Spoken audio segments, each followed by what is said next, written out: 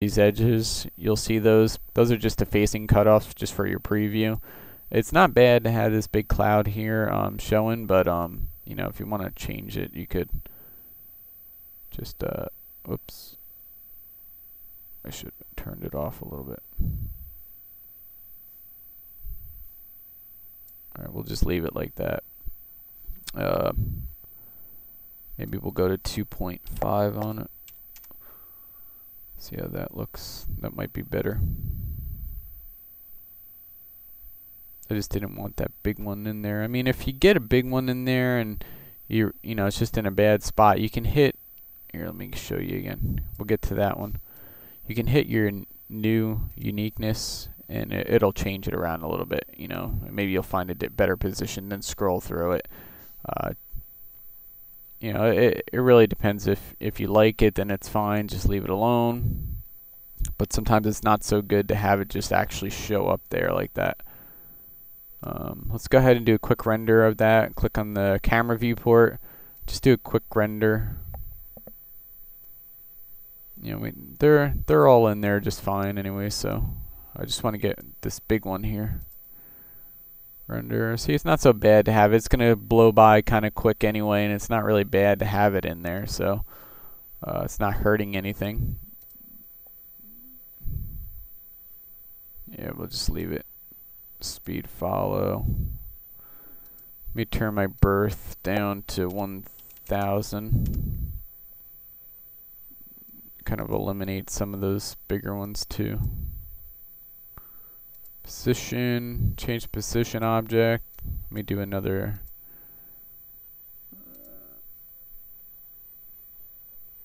Uniqueness. I'm just changing, just to see if I get any better looks.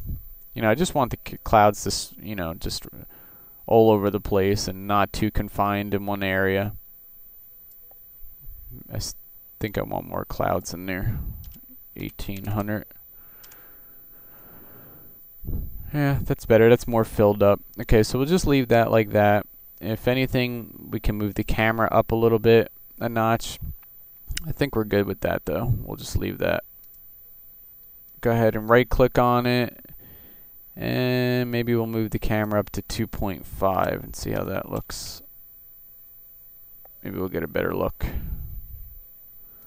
2.2.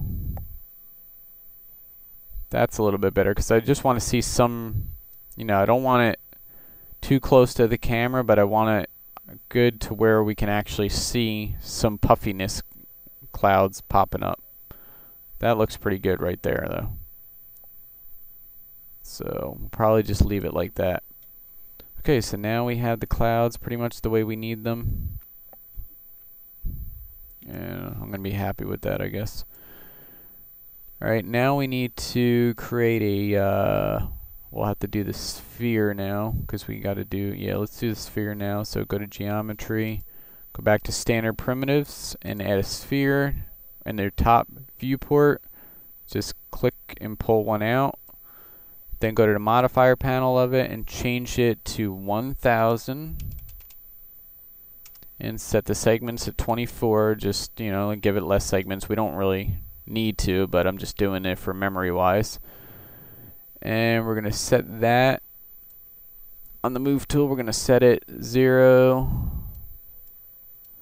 0 right in the center, just to make sure it's dead center.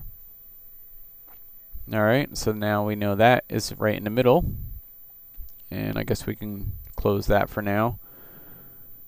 Okay, so we go to material editor now, and we're gonna add that material to our sphere. So while the sphere is selected, just choose the third slot over. We'll just call this one sky. Hit enter, and we'll change it to two-sided. Assign material first,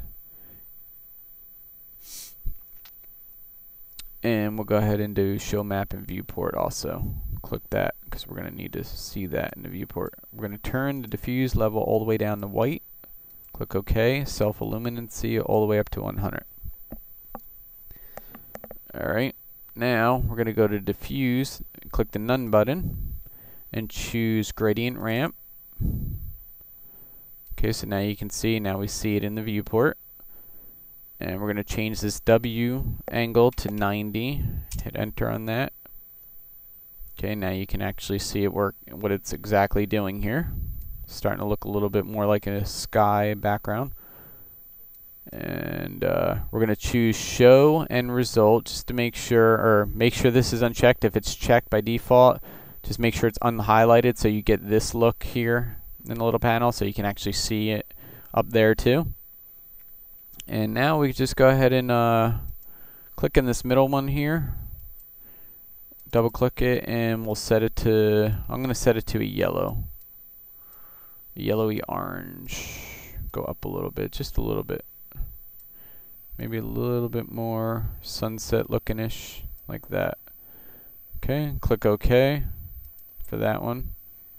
And for this one, just double click that. I could have just left that open and just clicked it. Just choose, you know, this is by choice. Just choose any colors you want to start. We'll do this one over here.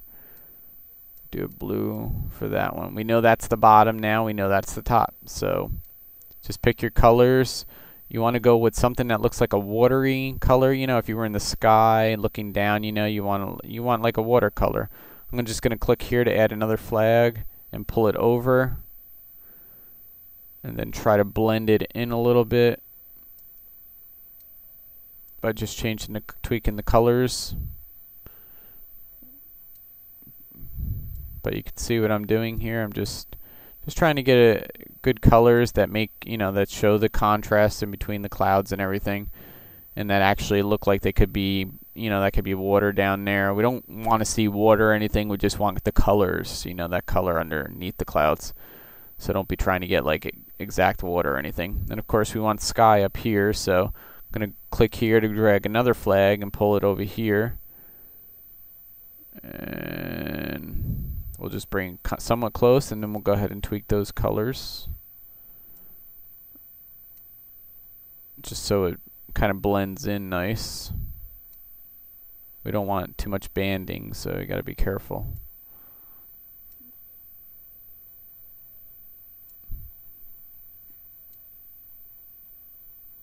If you have to, change the other color. I think this is too high of a color there.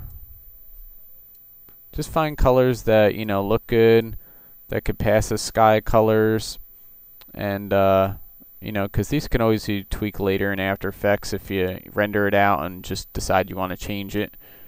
All right, now you move this white one around to get your horizon where you want it. I'm gonna leave it probably there. And this is the sky, so I'm gonna go with another flag here. Just click there and add just another hue color to it. You know, see how you can change the colors.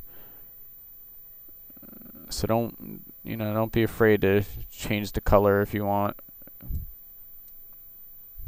This gives you an idea. I'm just showing you, you know, what you can do and all these different, how you can change the looks of it and stuff. So don't be afraid to, you know, go with different colors and everything. This is just my personal preference.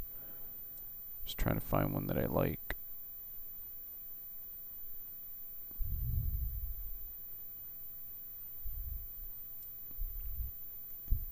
That actually blends in nice with the everything.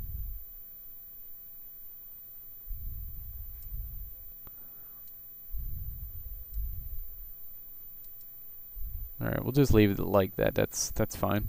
Click OK. And like I said, all this stuff, you know, you can just move things around if you want to get your horizon in a different spot and all that stuff. But that probably looks good, I guess. Just leave that like that. But see, already it's making the clouds look a little bit better just having the environment back there. Okay, now that we did that, we have our environment set.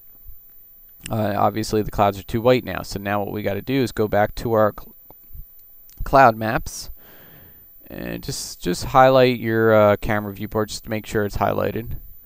And I'm going to go to my cloud 1 here and go to diffuse thing, click none, and add a noise in there. Okay, and we're going to set the size to start at 1.